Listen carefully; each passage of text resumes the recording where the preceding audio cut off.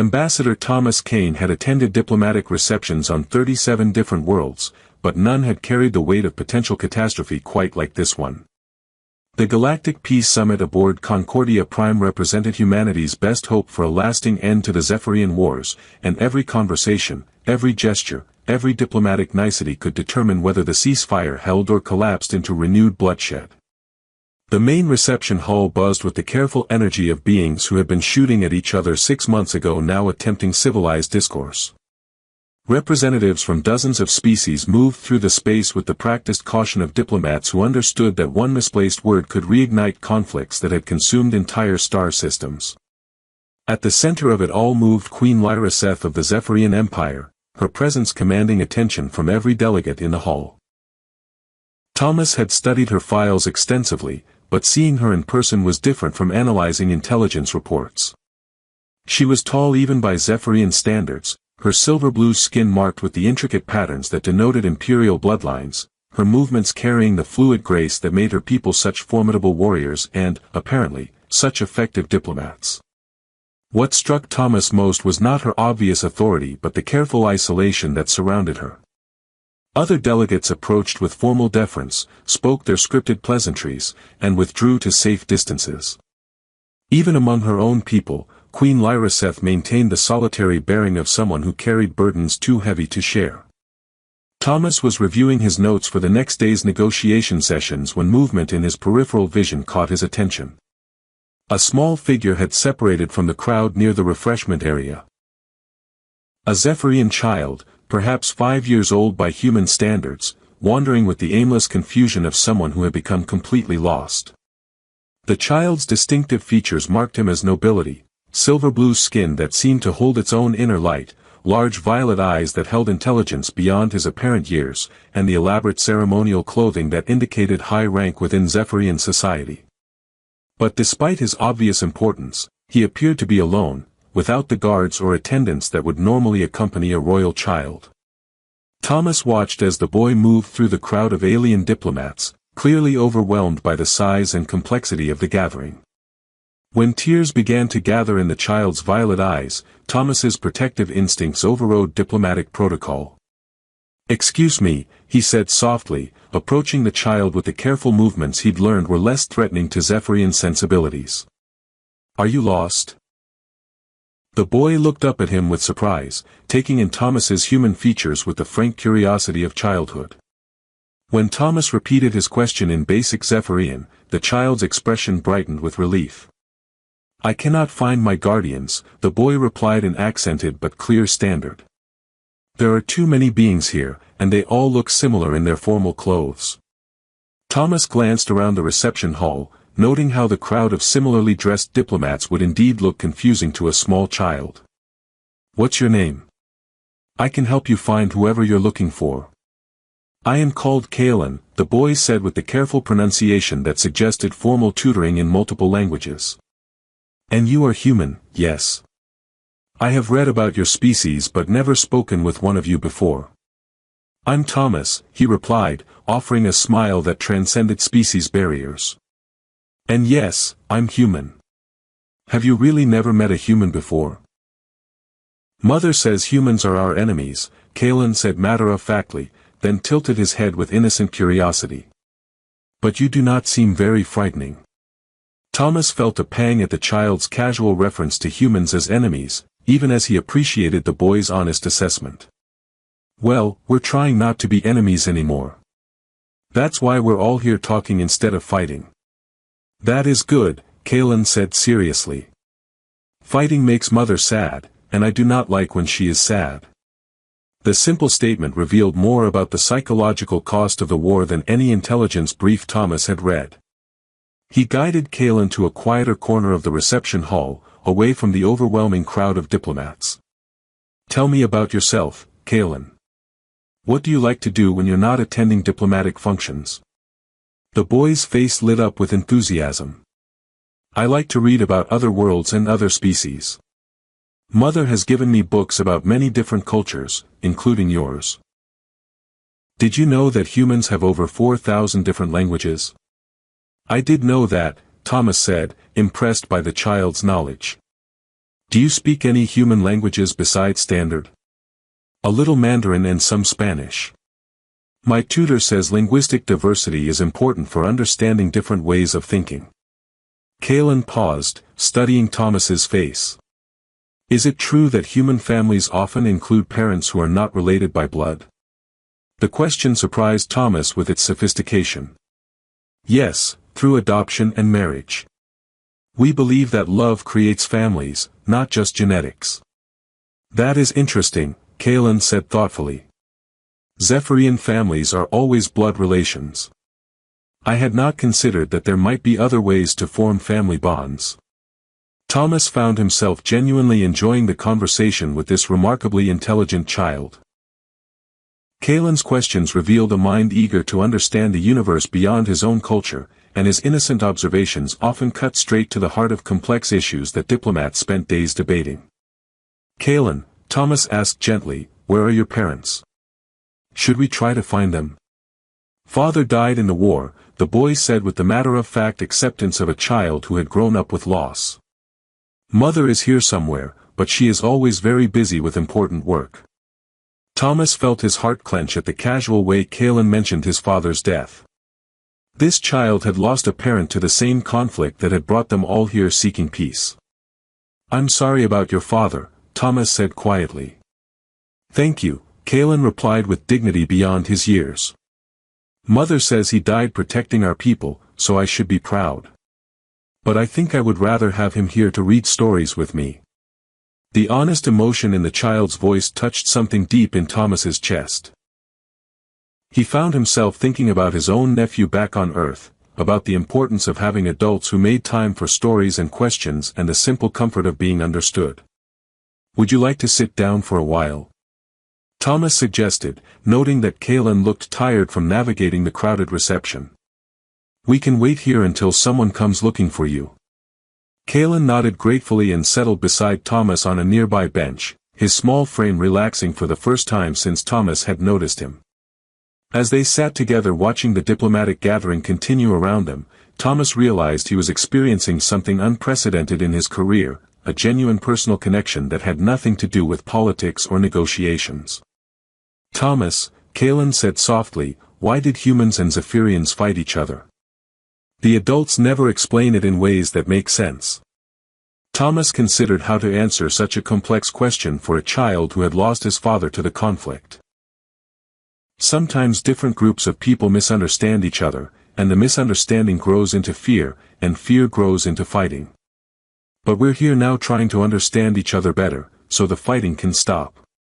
And you think it will work? I hope so, Thomas said honestly. What do you think?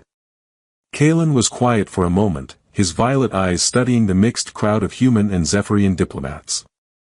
I think if all humans are like you, then understanding might be possible.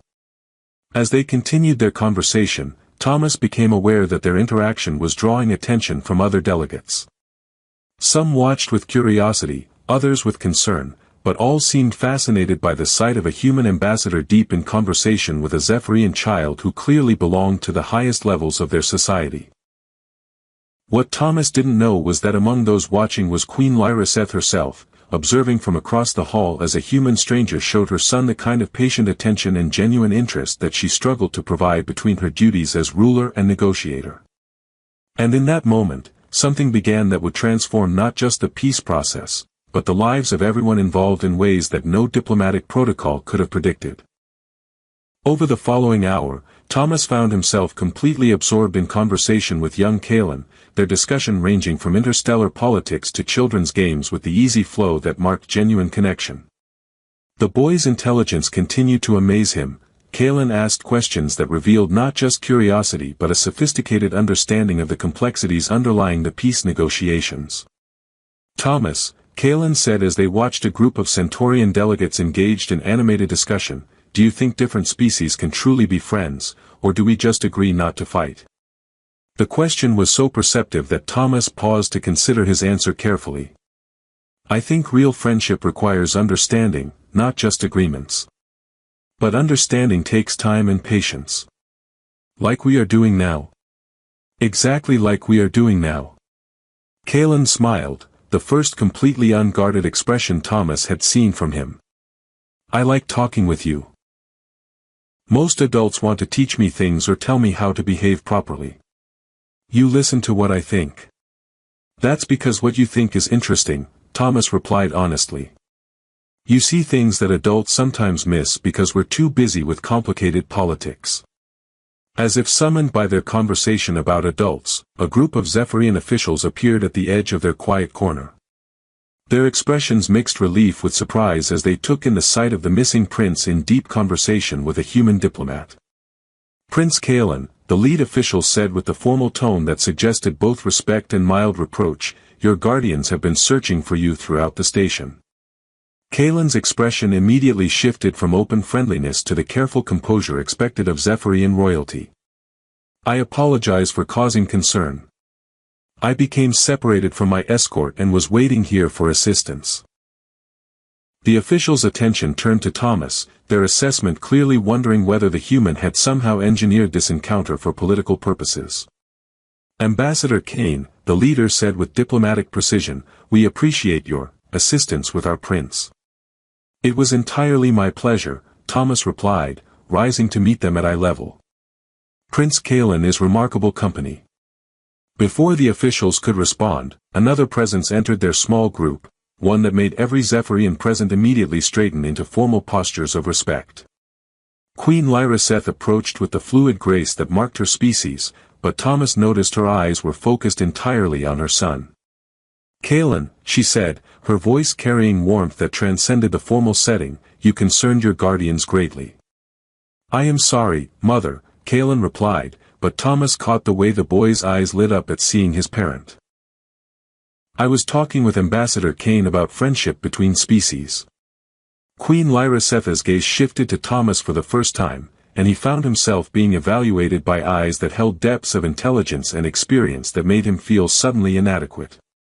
When she spoke, her voice carried the authority of someone accustomed to being obeyed. "Ambassador Kane, I understand you have been caring for my son."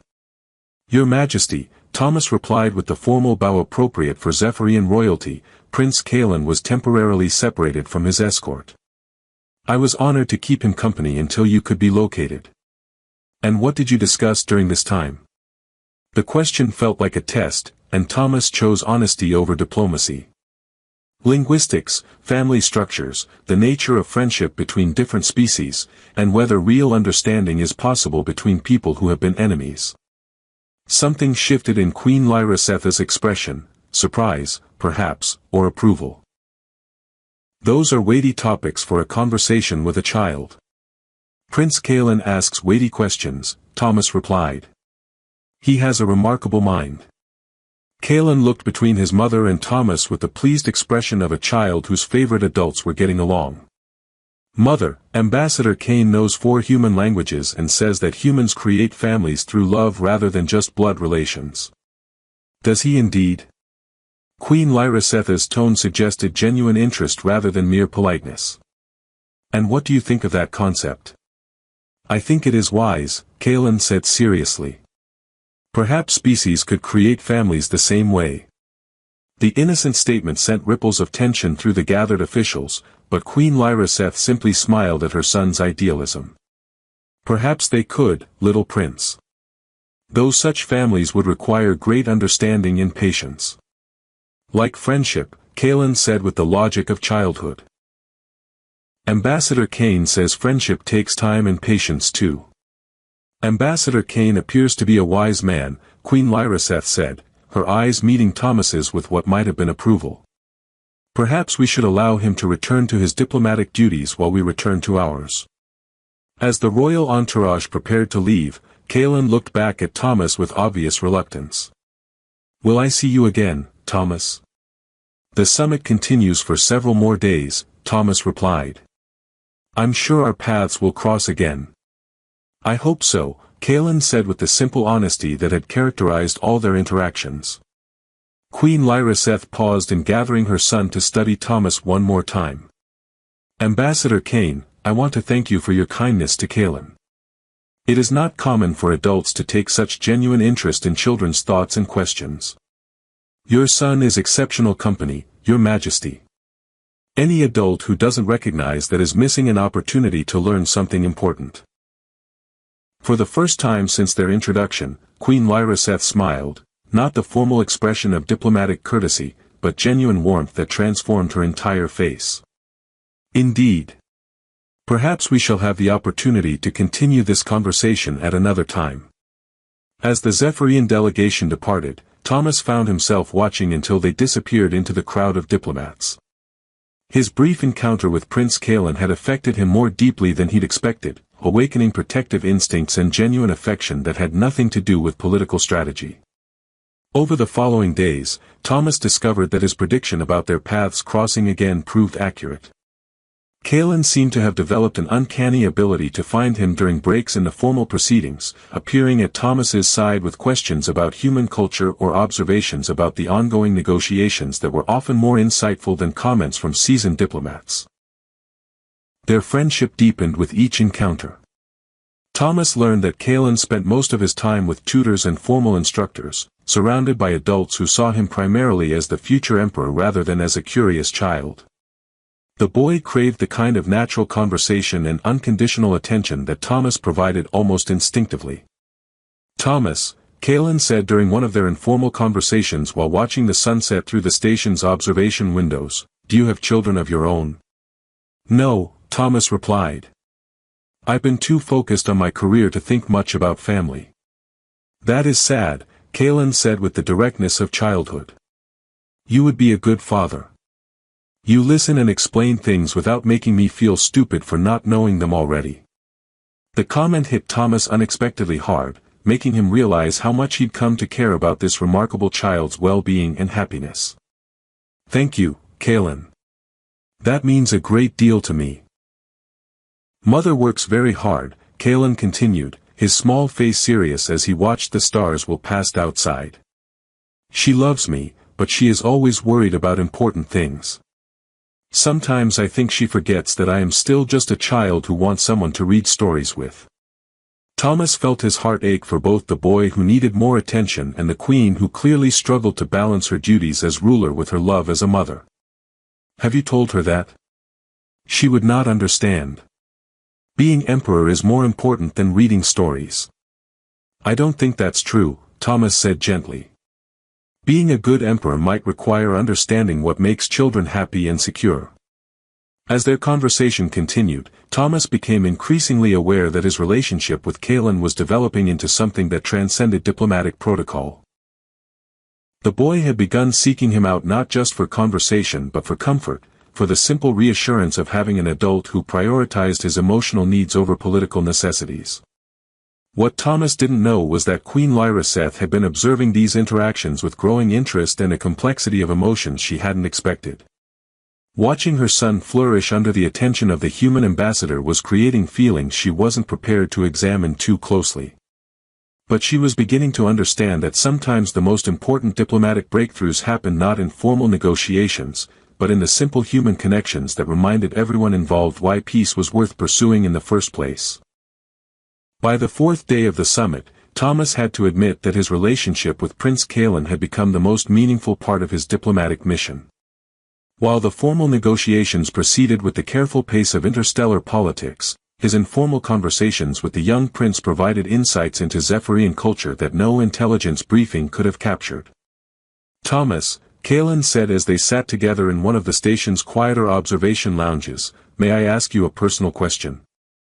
"Of course," Thomas replied, setting aside his diplomatic notes to give the boy his full attention, a gesture that Kalen had clearly come to treasure.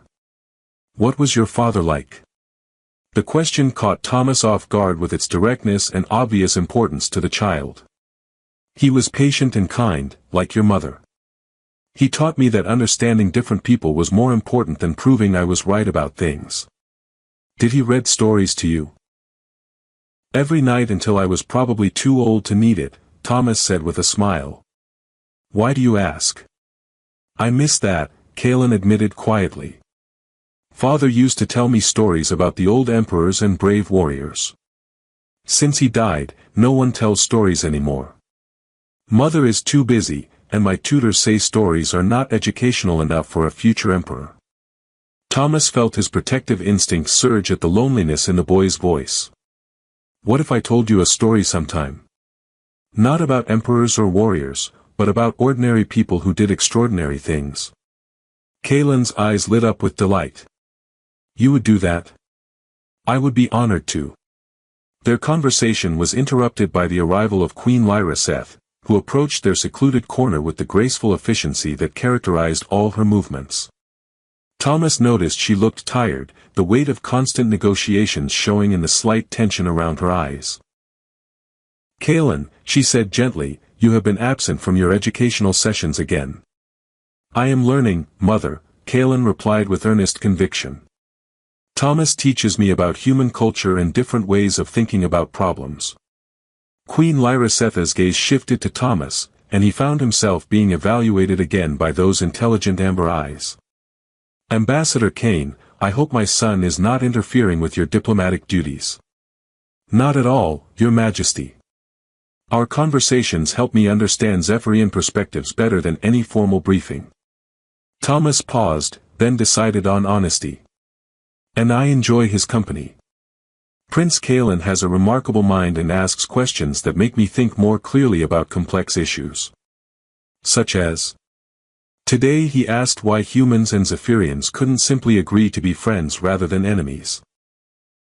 When I explained that governments and individuals sometimes want different things, he suggested that perhaps children should be allowed to vote on war and peace since they're the ones who lose fathers.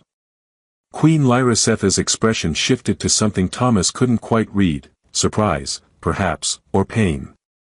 And what did you tell him? That he was absolutely right, and that adults often make the situation more complicated than it needs to be. Kalen looked pleased at having his logic validated. Thomas says wisdom often comes from simple truths that adults forget because they think too much about politics. Does he indeed? Queen Lyra Seth said, and Thomas caught what might have been amusement in her voice. And what other wisdom has Ambassador Kane shared with you? That families are created by love and choice, not just blood.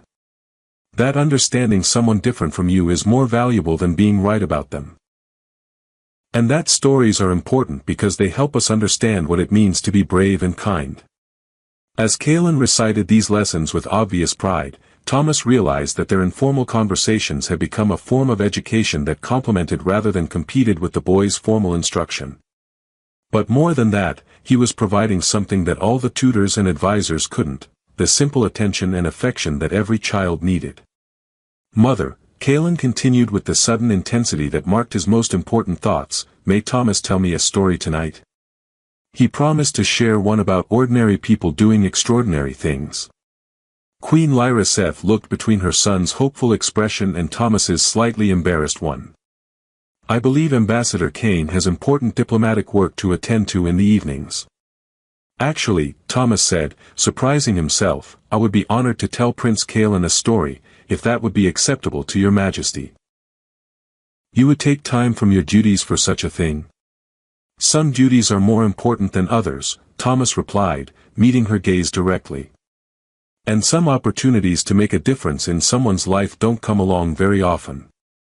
For a long moment, Queen Lyra Seth studied him with an intensity that felt like being examined under a microscope. Then her expression softened into something that looked like gratitude mixed with relief.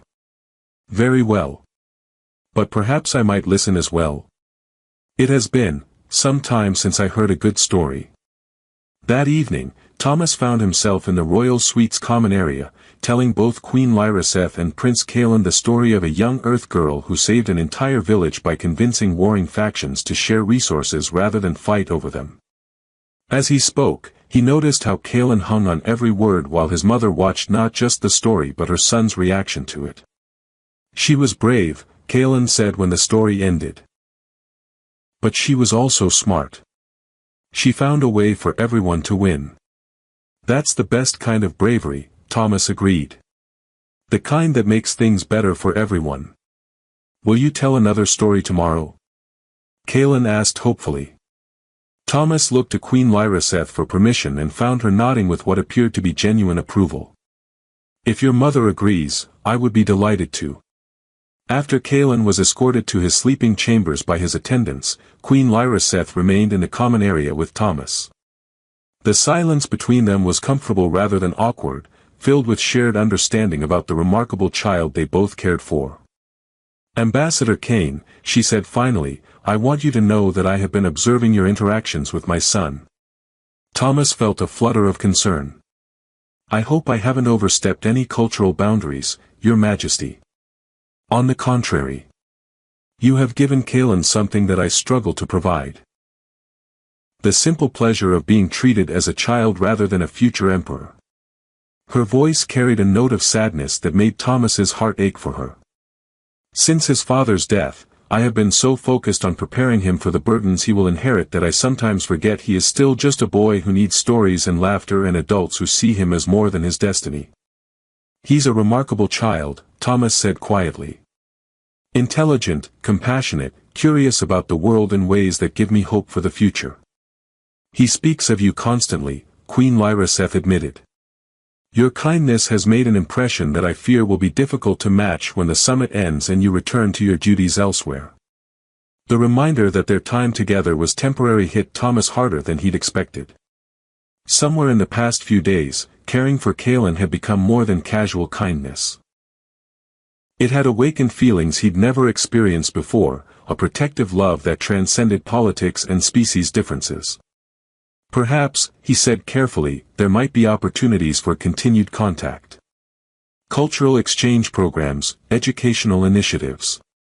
"Perhaps," Queen Lyra Seth agreed, but her tone suggested she understood as well as he did how difficult maintaining such connections would be across the vast distances of space and the complex requirements of interstellar politics.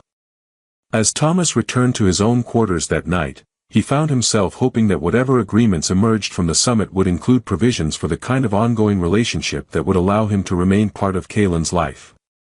The boy had awakened something in him that felt essential, a sense of purpose that went beyond diplomatic achievement to touch the fundamental human need to protect and nurture the next generation.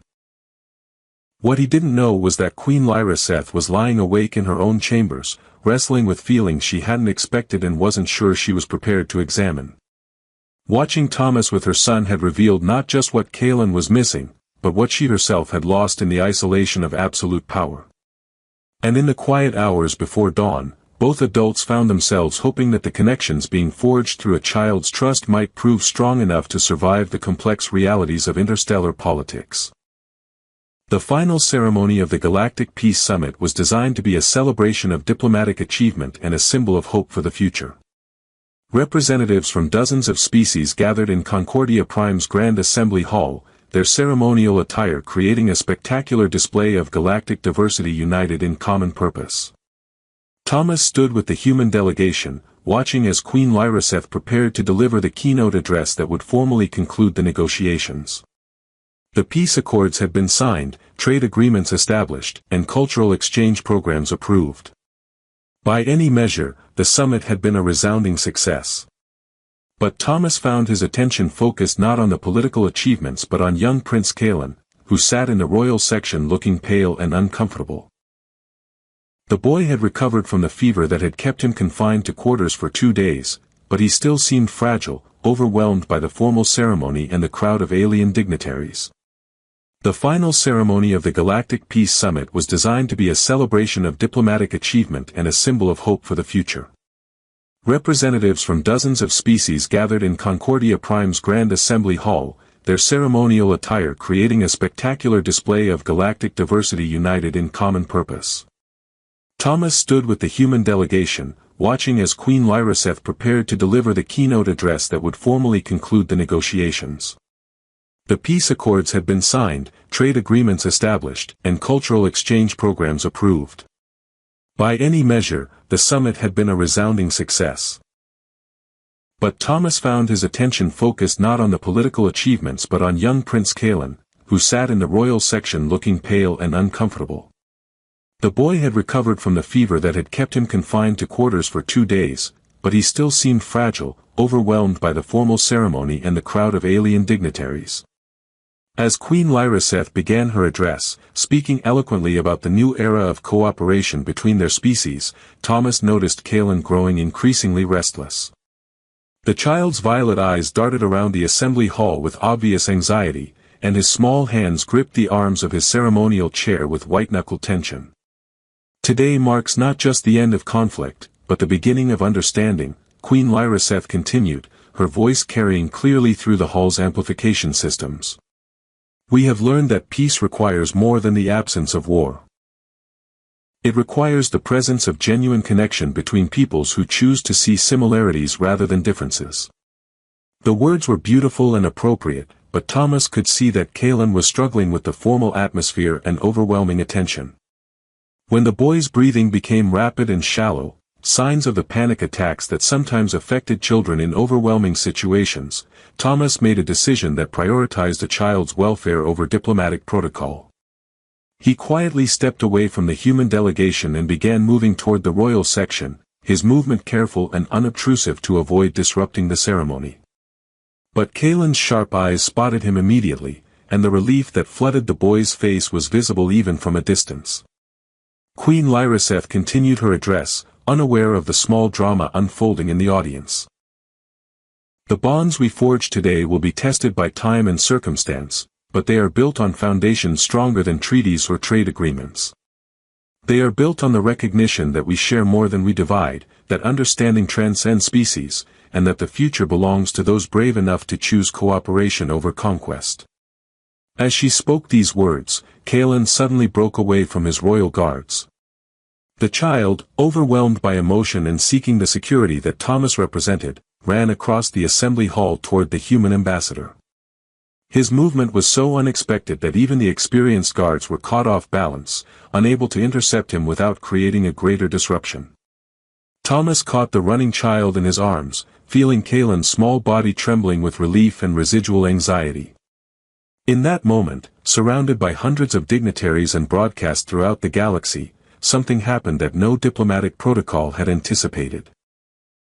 Kalen, overwhelmed by gratitude and the security of being held by someone who truly cared for him, spoke a single word that rang out clearly in the sudden silence of the great hall. "Father." The effect was instantaneous and profound. Every conversation stopped. Every delegate turned toward them. Even Queen Lyraseth, mid-sentence in her address, fell silent as the echo of that word reverberated through the assembly hall. Thomas felt his heart stop as he realized what had just happened. In Zephyrian culture, the acknowledgement of parental relationships held profound legal and social significance. Children didn't use the term casually, and when spoken publicly, it carried implications that transcended mere affection. The silence stretched for what felt like eternity. Thomas could feel the weight of hundreds of alien eyes upon him, could sense the complex calculations being made by diplomats who understood the cultural implications of what they'd just witnessed. Kalen, unaware of the chaos he'd created, simply clung to Thomas with the trust of a child who had found his anchor in a storm. All eyes turned to Queen Lyraseth, waiting for her reaction to this unprecedented moment. Her expression had shifted from the composed authority of a ruler to something far more personal and complex.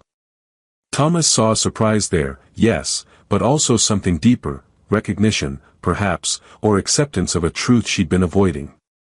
For a moment that lasted forever, the fate of interspecies relations hung on how the Queen of the Zephyrian Empire would respond to her son's public declaration of emotional kinship with a human ambassador. Then Queen Lyraseth smiled, not the formal expression of diplomatic courtesy, but the genuine warmth of a mother who understood her child's heart better than political necessity. "Indeed," she said, her voice carrying clearly through the hall's amplification system. "Ambassador Kane has proven himself worthy of such recognition through his kindness, patience, and genuine care for my son's well-being." The ripple of reaction that went through the assembly was electric. Queen Lyraseth had just publicly acknowledged and approved of her son's emotional attachment to a human, effectively recognizing Thomas as an honorary family member with all the cultural implications that entailed. In Zephyrian tradition, she continued, addressing the assembly but looking directly at Thomas and Kalen, family bonds are sacred regardless of blood or species. They are formed through love, loyalty, and the willingness to place another's welfare above one's own interests. She paused, letting her words sink in before continuing. Ambassador Kane has demonstrated these qualities consistently throughout our negotiations. His care for Prince Kalen reflects the same values that have made peace between our peoples possible. The recognition that understanding and affection can transcend any boundary. The hall erupted in discussion as delegates processed the implications of this unprecedented development. But Thomas barely heard the noise, focused entirely on the child in his arms and the woman who had just changed both their lives with her acceptance and approval. "Your Majesty," Thomas said when Queen Lyraseth approached them, his voice thick with emotion he didn't try to hide. "I am honored beyond measure by Prince Kalen's trust and your acceptance." "You have earned both through your actions," she replied, her voice warm with genuine affection. "And perhaps this is exactly the kind of connection our peoples need to see. Love that transcends politics, family bonds that bridge species, hope for a future where children grow up knowing understanding rather than fear." Kalen looked up at Thomas with shining eyes. "Does this mean you'll stay? That you won't go back to Earth and leave me?" Thomas looked to Queen Lyraseth, seeing in her expression an invitation that went far beyond diplomatic courtesy. "If your mother approves, I would be honored to accept a permanent position as cultural liaison. Someone needs to help humans and Zephyrians understand each other better, and I can't think of a more important job." "The position is yours if you want it," Queen Lyraseth said softly. "Though I should warn you that being part of a royal family comes with responsibilities and complications you may not have anticipated." "I accept them all," Thomas said without hesitation, looking between the remarkable woman and extraordinary child who had somehow become his family. "Every challenge, every responsibility, every joy." 6 months later, Thomas stood in his office at the newly established Human Zephyrian Cultural Center, reviewing applications for the student exchange program that had become the most successful initiative to emerge from the Peace Summit. Through his window, he could see children from both species playing together in the center's common areas, their laughter a testament to the possibility of genuine understanding between different peoples. "Papa," Kalen called from the doorway. The boy had adopted the human term with obvious delight. "Mother says the council approved funding for 10 more exchange schools. We're going to need more teachers who speak both languages." "Then we'd better start recruiting," Thomas replied, opening his arms for the hug that had become their daily greeting. "How was your lesson with Professor Martinez?" "Excellent.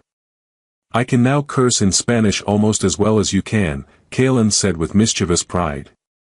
"You're supposed to be learning diplomatic vocabulary, not curse words," Thomas said with mock sternness. "Professor Martinez says that understanding how people express frustration is essential for diplomatic success," Kalen replied with the logic that had made him such an effective advocate for the exchange program. Queen Lyraseth appeared in the doorway, her expression mixing exasperation with amusement. "I see our son is receiving a well-rounded education in human cultural expression. He's getting the complete experience," Thomas confirmed, wrapping his free arm around her waist in a gesture that had become natural over the months of building their unconventional family. "Diplomatic vocabulary and emotional authenticity. A combination that has served our family well," she agreed, leaning into his embrace while Kalen chattered excitedly about his latest lessons. As they stood together watching the sunset through the office windows, Thomas reflected on how a single word spoken by a frightened child had transformed not just their lives but the relationship between their entire species. Love, it turned out, really could transcend any boundary when expressed with the absolute honesty that only children possessed. And sometimes the most important diplomatic breakthroughs happen not in formal negotiations, but in the simple moment when someone chose to call you father, and meant it with all their heart.